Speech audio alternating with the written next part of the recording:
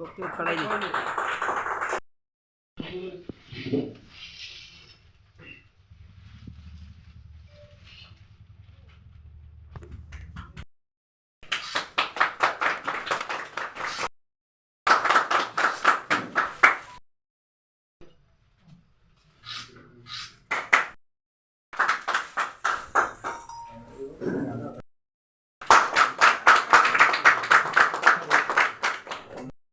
আমাদের এনএসওয়াই জেলা সভাপতি আমার ছোট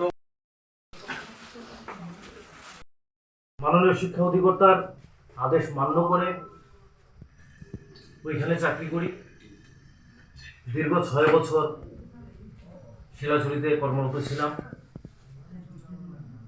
তৎকালীন সময়ে ত্রিপুরা রাজ্যের সুপরিচিত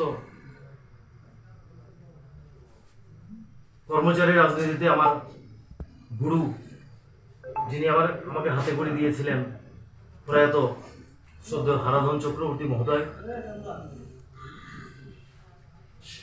ওনার সহযোগিতায় কর্মচারী সংগঠনে যেমন কাজ করার সুযোগ পেয়েছিলাম, ঠিক তেমনি এই শিলাছড়ি থেকে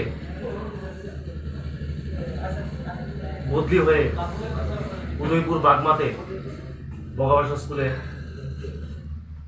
বদলি হয়ে এসেছিলাম। এখানে 6 বছর চাকরি করেছি। আন্তরিক শুভেচ্ছা ও ভালোবাসা জ্ঞাপন করছি। আমাদের আজকের এই প্রেস মিট উদ্দেশ্যটা হলো যে বিগত দিন যে সরকারটা এই রাজ্যের ক্ষমতায় জনগণের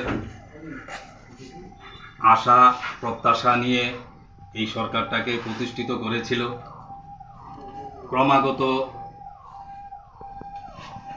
এই রাজ্যে এই সরকার থেকে একটা জনসমর্থন প্রত্যাহার হতে শুরু করেছে। বিগত কিছুদিন আগেও আমাদের খোয়াই বিধানসভাতে 230 জন জয়েন করেছে। আমাদের মধ্যে কিছুদিন প্রতিশ্রুতি দেওয়া ছিল, একটা প্রতিশ্রুতি তারা রক্ষা করতে পারেনি। কাজেই আমরা জনগণের পাশে আছি, জনগণকে নিয়েই আগামী দিন একটা জনগণের সরকার প্রতিষ্ঠিত করব। এইটুকু কথা বলে আমি আপনাদেরকে আন্তরিক শুভেচ্ছা ও ভালোবাসা জানিয়ে আমি আমার আলোচনা এখানে শেষ করলাম। আলোচনা করবেন। আমাদের এই ত্রিপুরা রাজ্যের মানুষ অত্যন্ত রাজনৈতিক সচেতন। এখানে মানুষকে ভাওতা দিয়ে কোনো দল বেশি দিন তাদের ক্ষমতা রাখতে পারবে না এবং সরকার তাকে কন্টিনিউ করতে পারবে না। তার উদাহরণ হচ্ছে আজকে একটা এরকম এখানে দেখা